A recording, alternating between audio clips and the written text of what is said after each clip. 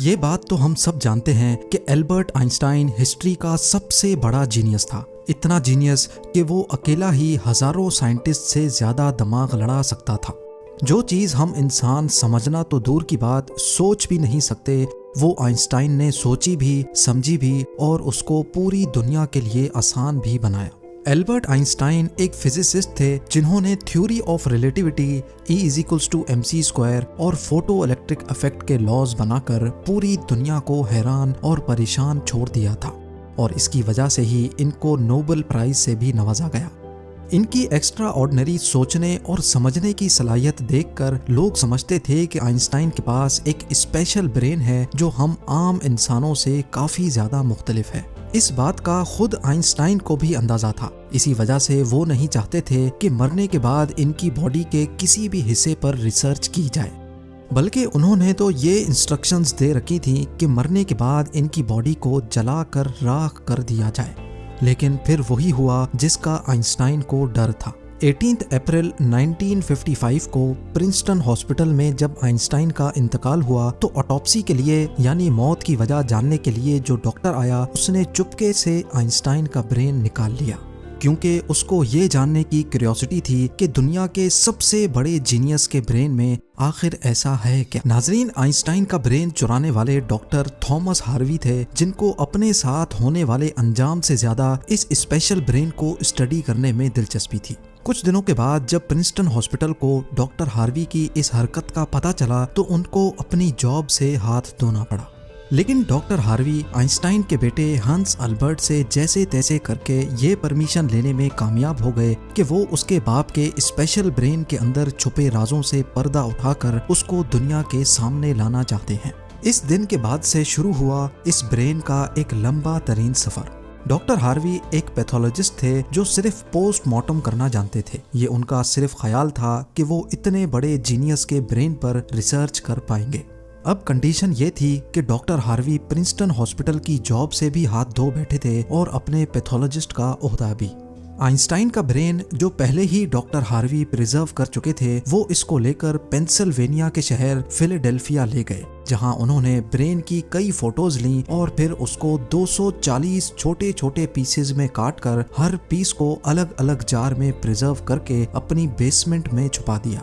इसी मसले को लेकर डॉक्टर हार्वी का अपनी बीवी के साथ कई बार झगड़ा होता रहता था, क्योंकि उनकी बीवी अक्सर ये धमकी देती थी कि वो इस ब्रेन को उठाकर कहीं फेंक देगी। एक दिन झगड़ा इतना बढ़ गया कि दोनों मियाँ बीवी को डाइवोर्स लेकर अलग होना पड़ा और डॉक्टर हार्वी ब्रेन लेकर कैंसस के शहर विचिटा चले गए, जहां वो एक बायोलॉजिकल टेस्टिंग लैब में मेडिकल सुपरवाइजर की नौकरी करने लगे और यहाँ वो अपने फारिग टाइम में आइंस्टाइन के ब्रेन पर खूब स्टडी करने की कोशिश करते।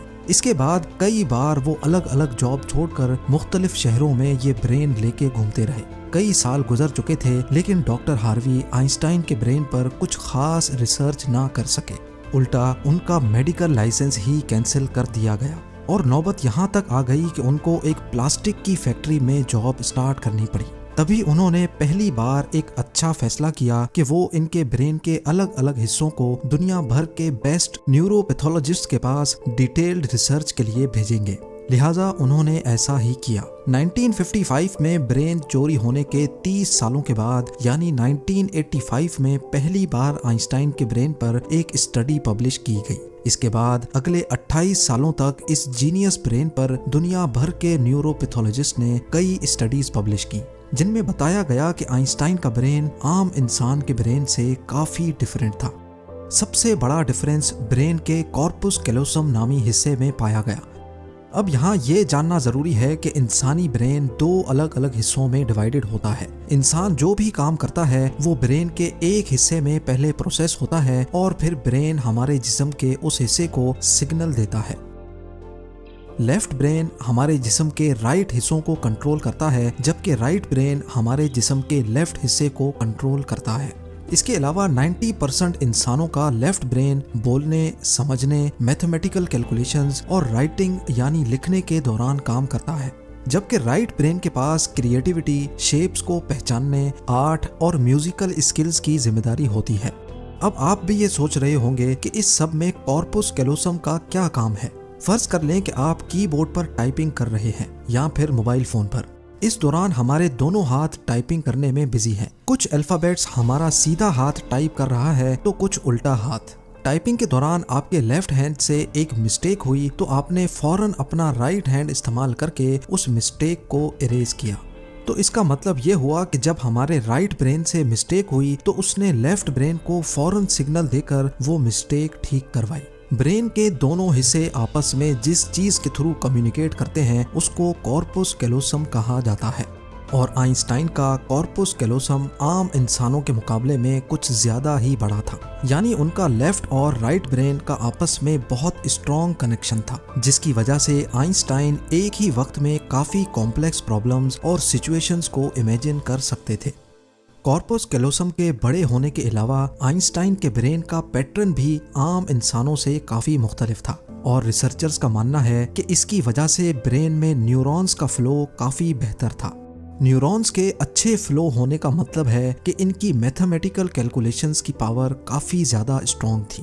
Albert Einstein complex mathematical problems को बगैर पेन और पेपर के अपने दिमाग की मदद से ही सॉल्व करने की काबिलियत रखते थे।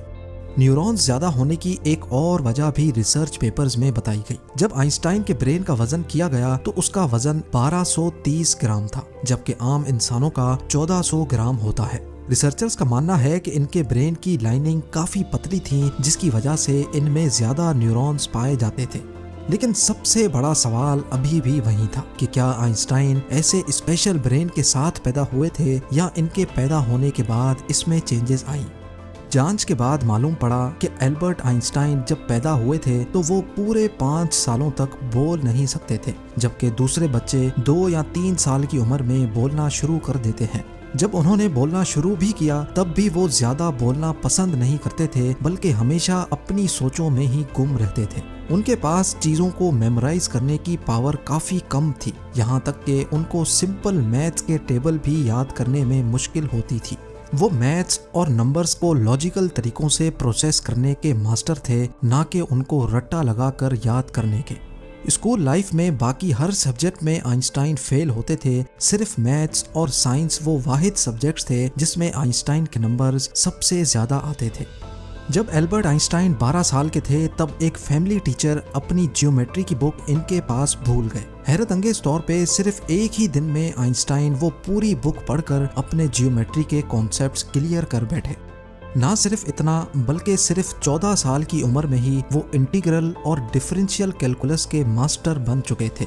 मैथ्स और साइंस में इनकी इतनी स्ट्रॉन्ग ग्रिप थी कि जब वो क्लासरूम में कोई सवाल पूछने के लिए हाथ खड़ा करते थे तो प्रोफेसर्स घबराने लगते थे, क्योंकि आइंस्टाइन के अक्सर सवाल टीचर्स के भी ऊपर से गुजर जाते थे। छोटी सी उम्र में ही वो इस यूनिवर्स के लॉज को एक छोटी सी इक्वेशन में बंद करना चाहते थे और यही उन्होंने अपनी जिंदगी का मकसद बना लिया था। 26 साल की उम्र में आइंस्टाइन ने 4 रिसर्च पेपर्स पब्लिश करके पूरी दुनिया को हैरान कर डाला और इसी वजह से उनको पीएचडी की डिग्री और ह्यूमैनिटी के लिए आला किरदार अदा करने की सूरत में नोबेल प्राइज से भी नवाजा गया। इसका अंदाजा आप सिर्फ इस बात से लगा लें कि आज भी आइंस्टाइन की उन थीसिस के बिना साइंस बिल्कुल अधूरी है। कई डॉक्टर्स और साइंटिस्ट ने ये नतीजा निकाला कि आइंस्टाइन का ब्रेन उनके पैदा होने के बाद स्पेशल बना था, जिसकी सबसे बड़ी वजह यह थी कि जब उनको अपने सवालों का कोई जवाब नहीं मिलता था तो वो खुद अपने दिमाग की मदद से जवाब तलाश किया करते थे।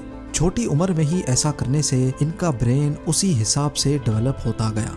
आज भी आइंस्टाइन का ये एक्स्ट्रा ऑर्डिनरी ब्रेन अमेरिका में वाक़े द मटर म्यूजियम में मौजूद है, जिसको बड़ी हिफाजत से माइक्रोस्कोपिक फिल्म्स में प्रिजर्व करके रखा गया है। See you soon. If you like this video, please hit the subscribe button and also press the notification icon. Thanks for watching.